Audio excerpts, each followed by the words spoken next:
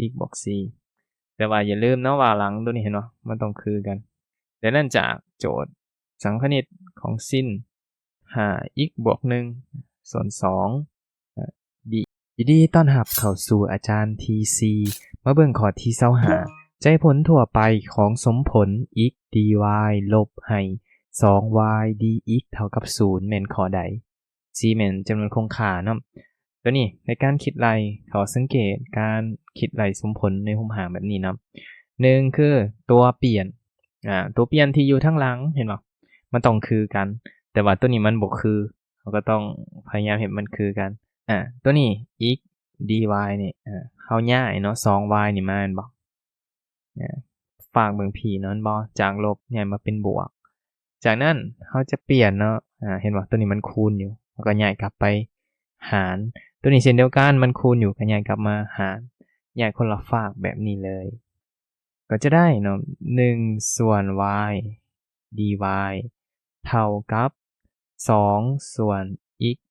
dx สังเกตเนาะก่อนอื่นเมิดในการคิดไล่ตัวนี้เนาะในรูปหางสมผลจุลคณิตก็คือว่าถ้าเฮาคิดไล่เนาะสังคณิตของ1ส่วน x dx นี่ตัวนี้มันจะเท่ากับ log x บวก c นะให้รู้สูตรตัวนี้ไว้พร้อมแต่นั่นเช่นเดียวกันถ้าเป็น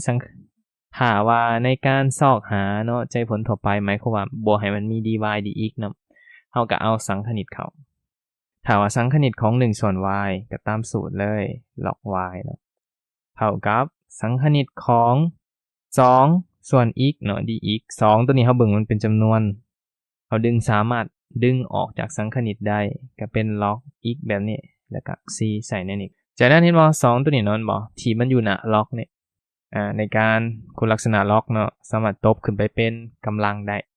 แล้วเฮามาเขียนเป็น log ของ x กำลัง2แบบนี้ได้เราจะย้ายมันอยู่มาฝั่งเดียวกันเนาะจัดรูปหางให้มันคือกับตัวเลือกก็เป็น log y ลบให้กับ log x กำลัง2เนาะเท่ากับ c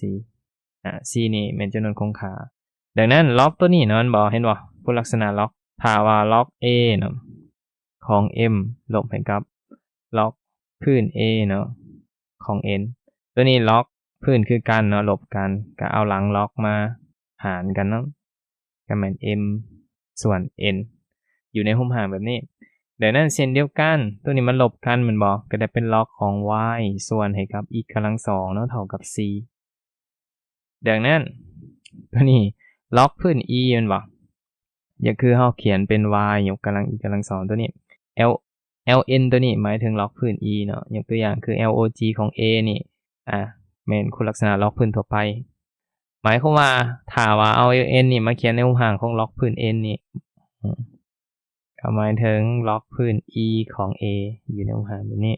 ดังนั้นตัวนี้เฮาอย่าคือเฮาตบพื้นตัวนี้เนาะมาเป็นตัวกำลังของตัวนี้จะได้เป็น y ส่วน e กำลัง2เท่ากับ e ของ c ดังนั้นเฮาก็จะได้ y เนาะเท่ากับ ec x กำลัง2 e ยกกำลัง c ตัวนี้เนาะเฮาเบิ่งเป็นจำนวน1ก็ได้เนาะบ่หมายความว่าเขียนเป็นอีก c อันหนึ่งเนาะเป็น c ใหญ่อีกอันหนึ่งให้ตัวนี้เป็น c ขีดก็ได้มันอยู่บ่ซ้ำกันเนาะแต่ทำอิฐแต่ตัวนี้ก็เบิ่งมันเป็น c ใหญ่พอ e กำลัง c หมายความว่ามันก็เป็นตัวเลขเป็นจำนวนใน1คือกันดังนั้นเฮาก็เลยได้ y เนาะเท่ากับ c x กำลัง2เดี๋ยวไปเบิ่งตัวเลือกเนาะว่าเขาได้ถูกดังนั้นสังเกตจากตัวเลือกเนาะข้อที่ถูกต้องในที่นี้ก็แม่นของงอ y เท่ากับ c x กำลัง2โอเคเนาะดังนั้นเดี๋ยวเฮาไปเบิ่งข้อต่อไปมาเบิ่งข้อที่26ให้อันดับทวีคูณที่มี a1 เท่ากับ160 r เท่ากับ3ส่วน2และ sn เท่ากับ 2,110 เนาะ n เท่ากับเท่าใดตัวนี้สำหรับอันดับทวีคูณเนาะก็ต้องรู้สูตรเกี่ยวกับ sn จากสูตร sn เนาะเท่ากับ a1 เนาะคูณให้กับ1ลบ r เนาะยกกำลัง n ส่วนให้กับ1ลบ r โจทย์ว่ามันบวกกันจักผลเนาะจึงเท่ากับตัวนี้ดังนั้นเฮารู้แล้วว่าสูตร sn แม่นนี่เนาะบ่เฮาก็เอาค่าข้อมูลที่เฮาได้เนี่ยมาแทนในนี้เลยซึ่งว่า sn เท่ากับ2110แม่นบ่ a1 เฮาแม่น160 1ลบ r เฮาแม่น3ส่วน2ยกกำลัง n ส่วนกับ1ลบใ ให้กับ3ส่วน2จากนั้นคิดไล่ด้วย1เนาะ1ลบ3ส่วน2ตัวนี้เอา2ขึ้นไปคูณเนาะก็เป็น2ลบให้กับ3มันก็จะออกอยู่ลบ1ส่วน2จากนั้นตัวนี้ส่วนด้วยลบ1ส่วน2เนาะอย่าคือเฮาปีนขึ้นไปก็กลายเป็นลบ2คูณให้กับ160 1ลบให้กับ3ส่วน2เนาะทั้งหมดยกกำลัง n ฝากเบิ่งนี่แม่นเขียนไว้คือเก่าเนาะจากนั้นเห็นบ่ก้อนนี้มันคูณอยู่เฮาย้ายมาหารเนาะก็แม่น2110เนาะบ่ส่วนให้กับตัวนี้เครื่องหมายลบด้วย2คูณให้กับ1 2คูณให้กับ160เนาะก็จะออกอยู่320เนาะบ่เท่ากับ1ลบให้กับ3ส่วน2เนาะทั้งหมดยกกำลัง n ข้อนี้แล้วเนาะตัวนี้อยากฮ้อนก่อนก็ได้เนาะฮ้อนตัวนี้ออกจากนั้นเราจะย้ายเนาะเอาตัวนี้หมายถึงลบให้กับ3ส่วน2กำลัง n นี่ฝั่งเบิ่งพี่เนาะบ่แล้วก็เอาก้อนตัวนี้บ่ที่เครื่องหมายลบนี่ย้ายมาฝั่งพี่มันจึงเป็นเครื่องหมายง่ายดังนั้นตัวนี้ก็จะได้เป็น3ส่วน2มันบ่ทั้งหมดยกกำลัง n เท่ากับ1ตัวนี้ลบมันบ่ย้ายมาเป็นบวกให้กับ211เนาะส่วนให้กับ32เกินผู้ร่วมก็จะได้เป็นทั้งรวมเป็น32เนาะตัวนี้ขึ้นมาก็เป็น32บวกให้กับ211เชื่อว่ามันบวกกันแล้วเนาะก็จะออกอยู่243ตัวนี้เปลี่ยนเป็น243เด้อตัวนี้ก็คิดไล่ต่อหน่อยนึงเนาะหา n ซึ่งว่าเราจะรู้ว่า243นี่มันแม่น3ยกกำลังหา32ก็หมายถึง2เนาะยกกำลังหาเขาก็ยกมันเป็นอันเดียวกันดังนั้นเห็นบ่3ส่วน2กำลัง n เท่ากับ3ส่วน2ยกกำลังหาเขาก็เทียบเอาเลยเนาะ n เท่ากับ5ข้อนี้ก็ตอบเนาะดังนั้นข้อที่ถูกต้องในที่นี้ก็แม่นข้อกเนาะ n เท่ากับ5โอเคดังนั้นเราไปเบิ่งข้อต่อไปมาเบิ่งข้อที่27เนาะตำรา f(x) เนาะเท่ากับสังคณิตของซิน5x บวก1ส่วน2 dx เท่ากับข้อใดสังเกตเนาะในการคิดไล่สังคณิตตัวนี้เรารู้เนาะว่าสังคณิตของซินน่ะซิน x dx มันจะออกลบโกดเนาะลบโกด x บวก c แต่ว่าอย่าลืมเนาะว่าหลังตัวนี้เห็นเนาะมันต้องคือกันดังนั้นจากโจทย์สังคณิตของซิน5x บวก1ส่วน2 dx dx ตัวนี้เห็นบ่สังเกตหลังซินนั่นบ่มันแม่น 5x บวก1ส่วน2เฮาก็ให้มันเป็น 5x บวก1ส่วน2สังเกตไปให้แนวนี้เลยเห็นเนาะคำตอบมันต้องเพี้ยนแน่นอนเพราะว่าถ้าเฮาเอาตัวนี้ไปไล่ผลตำราเนาะผลตำราหมายความว่าถ้าว่าเป็นผลตำราของ x ยกกำลัง n หมายถึงตัวขีดหรือเขียนเป็นตัว d ตัวนี้ก็หมายถึงผลตำราคือกันเนาะมันจะแม่น n คูณให้กับ n ลบ1ถ้าผลตำราของ x ซื่อๆมันจะเท่า1ถ้าว่าเป็น5x เด้ก็แม่น5ดังนั้นถ้าว่าเป็นผลตำราของตัวเลขเนาะเป็นเลขหยังก็ตามเนาะ10 20เนาะหรือว่า100 1000เนาะมันจะออก0หมดดังนั้นสังเกตจากโจทย์เห็นบ่ตัว d ตัวนี้ผลตำราของ5x ตัวนี้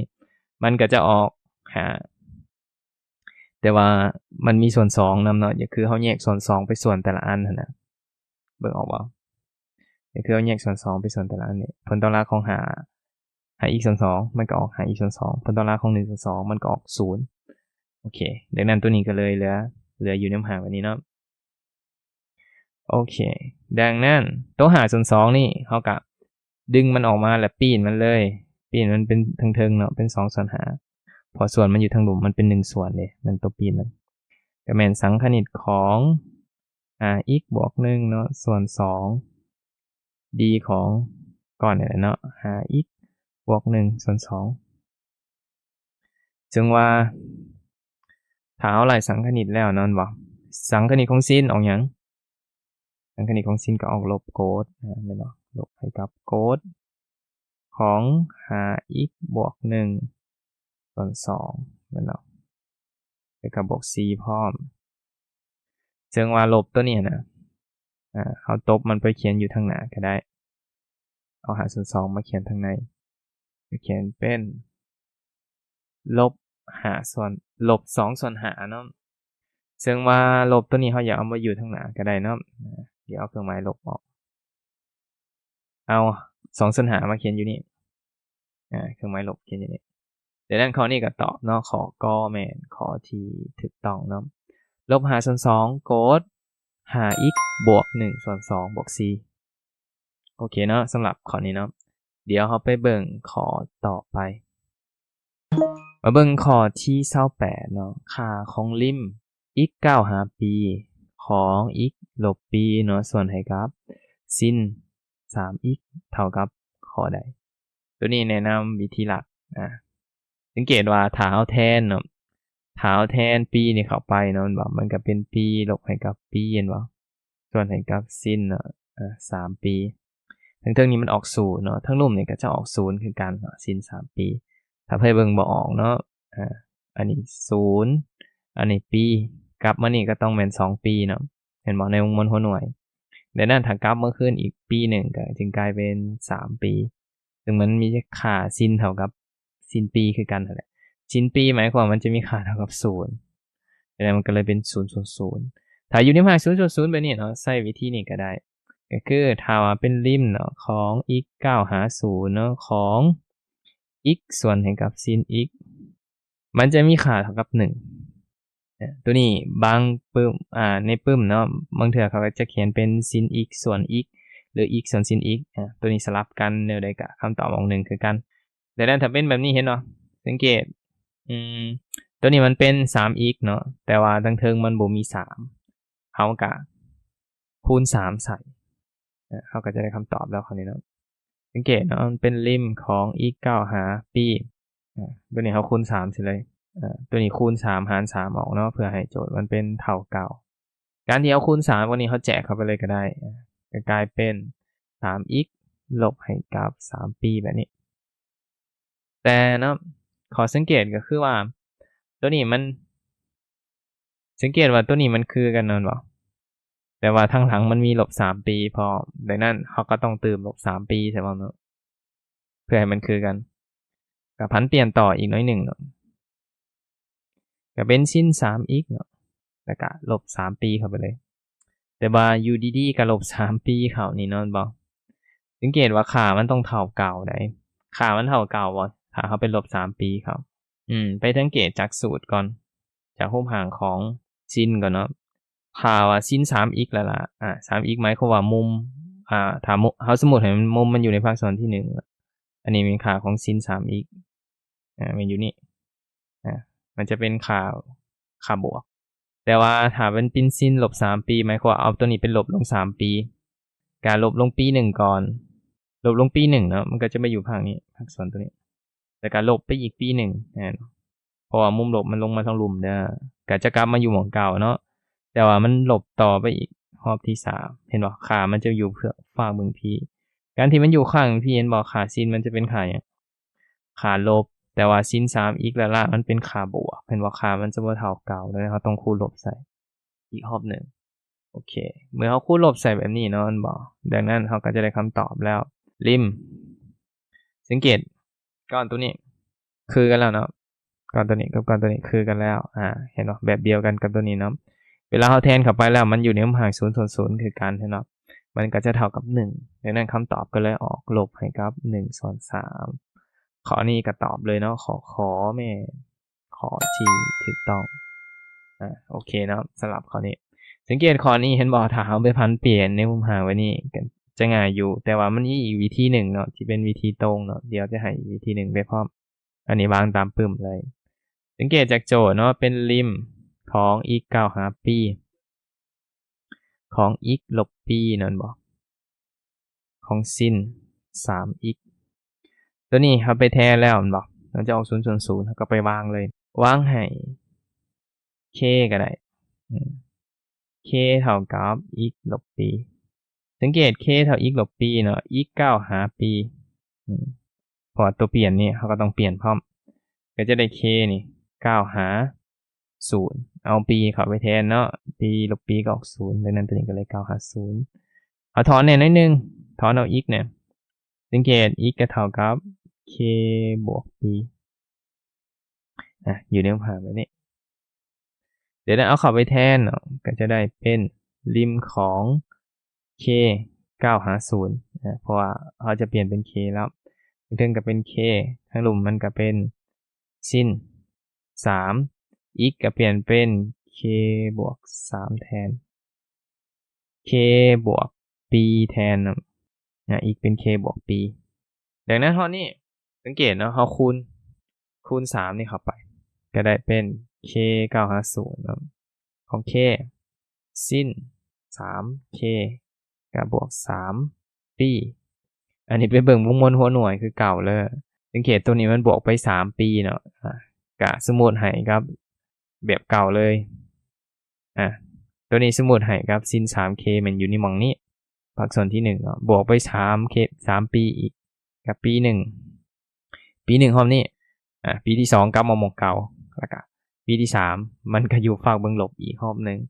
ดังนั้นเราก็เลยได้ว่าเป็นลบเนาะสิ้น 3k ตัวนี้เนาะ3 p เขาจะตัดออกเลยเนาะยิงตามสูตรเลยก็อยู่ในคำถามแบบนี้สังเกตมันบ่มี3นะเขาก็คูณ3แม่นบ่คูณหลุมคูณเทิงแล้วก็เบิ่งแบบเดียวกันเลยก่อนตัวนี้เห็นบ่ยิงตามสูตรเลยเนาะมันจะเท่ากับ1ตัวนี้เป็น k 950นะครับเดี๋ยวนั้นมันก็ออกลบ1ส่วน3คือกัน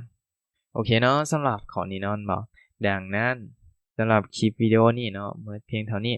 ถ้าน้องใดมีข้อสงสัยเนาะสามารถคอมเมนต์สอบถามทางลมฝากกดไลค์กดแชร์กดติดตามเนาะส่งต่อคลิปนี้ให้หมู่พร้อมถ้าน้องใดสนใจเนาะปึ้มรวมจบสั้นม.4 ม.7 เนาะสำหรับปึ้มม.4 มีรวมสูตรพร้อมเนาะสามารถคอมเมนต์เข้ามาสอบถามได้สำหรับคลิปวิดีโอนี้ขอขอบใจ